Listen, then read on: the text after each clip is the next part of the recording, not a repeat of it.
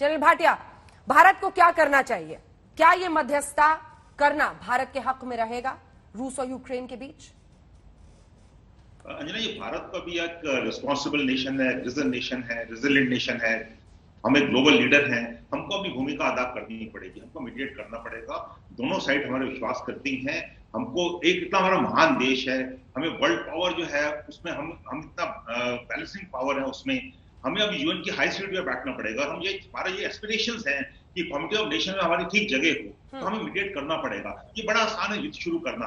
अटल बिहारी वाजपेयी हमारे prime minister थे, उन्होंने बोला था जब पार्लियामेंट एक्ट हुआ था, युद्ध तो मैं आज शुरू कर दूं, लेकिन खत्म कैसे करना है मुझे पता नहीं है। तो आज यही चीज रशिया और यूक्रेन में आ गई है। युद्ध तो शुरू कर दिया पुतिन ने। देखिए, युद्ध हमेशा एक ऑप्शन नहीं होता, लास्ट रिजॉर्ट होता है। युद्ध शुरू कर दिया, उसको खत्म कैसे करना है उनको नहीं अभी आ रहा समझ। दोनों को नहीं आ रहा, उनको हार्डेड पोजीशन है, उसमें उनको एक मीडिएटर चाहिए जो दोनों को विश्वास रखता हो, दोनों को विश्वास दिलाता हो, और भारत के ये भूमिका निभा सकता है बहुत अच्छी तरह से, और भारत को ये भूमिका निभानी चाहिए। आज की डेट में देखिए, सब भारत की तरफ देख रहे हैं। हमारी तरफ क्यों देखते हैं? क्योंकि लोगों को, दुनिया को हमारे पे विश्वास है। हम एक ऐसे देश है जहाँ बैलेंस ऑफ पावर के गेम में हम नहीं फंस रहे, हम बैलेंस ऑफ इंटरेस्ट देख रहे हैं, अपना इंटरेस्ट देख रहे हैं। हमने पिछले 1 महीने में बहुत अच्छा वहां पर डिप्लोमेसी करी है, और उसका सोल्यूशन डिप्लोमेसी से आया।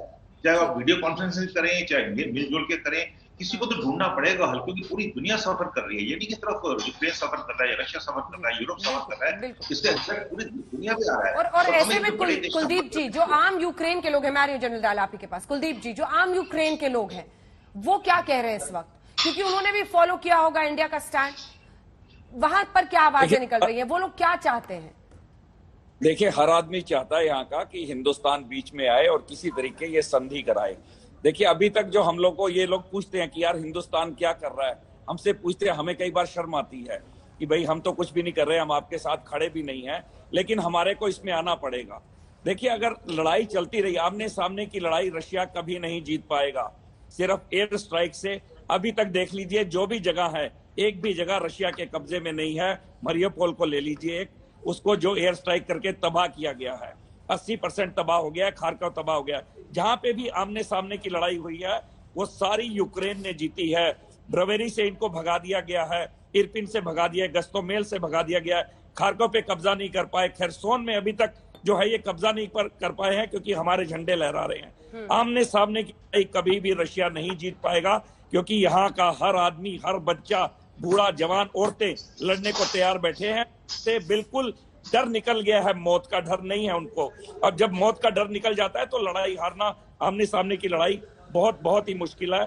मुझे नहीं लगता कि रशिया जीत पाएगा आमने सामने की लड़ाई को। रामेश्वर सिंह जी, इस पर आपका कमेंट।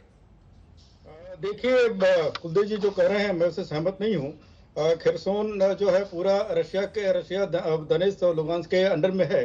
अगर नहीं होता तो वहां से इसके पहले ही बात हो रही थी, पानी जा रहा है क्राइमिया को, अब तक वो लोग पहले इसको बंद करते। पहली बात तो ये, ऑफकोर्स लड़ाई हो रही है, डिस्ट्रक्शन हो रहा है, ये जरूर लड़ाई बंद होनी चाहिए। इसके पहले भी कहा गया है, लड़ाई शुरू करना आसान है, बंद करना बहुत मुश्किल है। तो इसके लिए इसीलिए मध्यस्थता करनी जरूरी है, न कि प्रवोक करना, जो कि आज अमेरिका और नाटो कर रहे हैं। आज बताइए, इतने बड़े बड़े देश हैं, क्या वो डिस्ट्रक्शन चाहते हैं? क्या वो नहीं चाहते कि आज हम दोनों देशों को एक साथ बैठाएं, इनसे बात कराएं? नहीं, केवल हम हथियार देके और लड़ो, आप लड़ते रहो। तो आप इनकी तरफ भी जरा ध्यान दें कि ये लड़ाई कराई जा रही है, ये इसमें जो है यूक्रेन पीसा जा रहा है। लड़ाई इसके पहले भी आप लोग सब जानते हैं कि लड़ाई हो रही है रूस और अमेरिका में। ये दो, और एनर्जी की लड़ाई हो रही है, पावर की लड़ाई हो रही है, इसको समझना चाहिए। अब बीच में केवल वो है पिस रहा है यूक्रेन, ये बहुत दुख की बात है।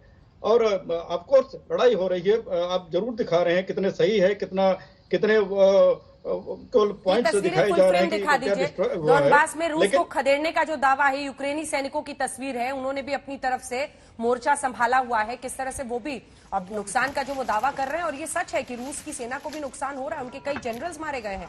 कब्जाए हुए शहर वापस लेने की जो उनकी जंग है उसमें यूक्रेन के सैनिक भी लगे हुए हैं, अपनी तरफ से वो कोशिश लगातार कर रहे हैं, जिसका अंजाम भी कई जगहों पर दिख रहा है। उनके दावे हैं, कई जगहों को वो वापस ले रहे हैं।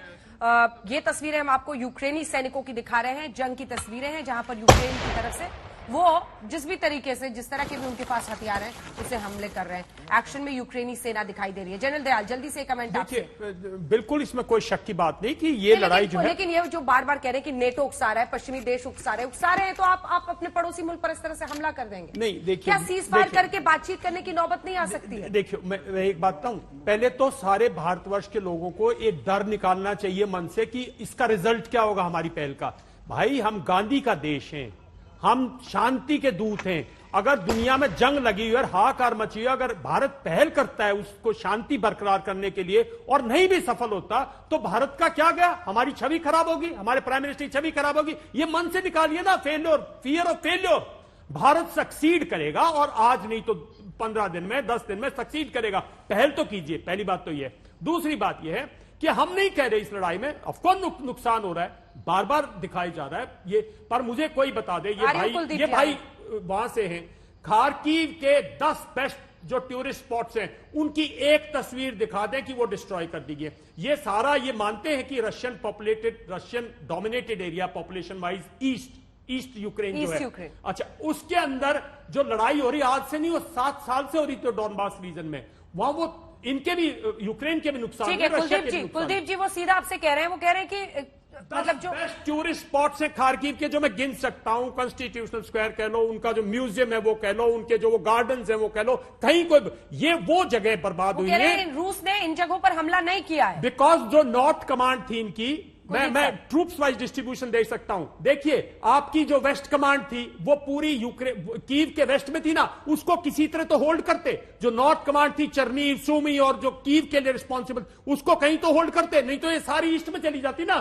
तो रशिया अपनी स्ट्रेटेजी के तहत है भाई, ये समझने की कोशिश करो। वो जो रीऑर्गेनाइज कर रहा है इरपिन से, कोई भी वो, जब आप लोग निकलेंगे, जब Ukrainian soldier built up area में है, जब वो निकलेंगे तब उन पे फायर होगा, तो वो उनकी वॉर है। अब वॉर आप बंद कीजिए, वो बंद कीजिए, हम नहीं कह सकते।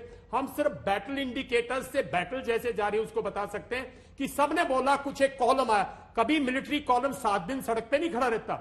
उनका मकसद था ताकि नॉर्दर्न कमांड के जो ट्रूप्स हैं कीव और चिरनी वगैरह में, उनको होल्ड किया जा सके। वेस्टर्न कमांड के ट्रूप जो ईस्ट में मदद के लिए जा सकते थे, वो ना जाएं।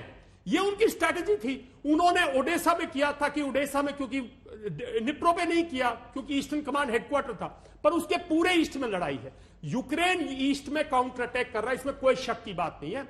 वो पूरी काउंटर अटैक कर रहा है, वहां लड़ाई घमासान है। ना आपको पता, ना मुझे पता, ना वेस्टर्न मीडिया को पता, ना सैटेलाइट दिखा रही कि एक्चुअल डॉनबास में, सेवरेडोन्स में, लुहांस्क में एक्चुअल वहां किसने प्रोग्रेस की है। ये सिर्फ जो है थोड़ी बहुत तस्वीरें हैं।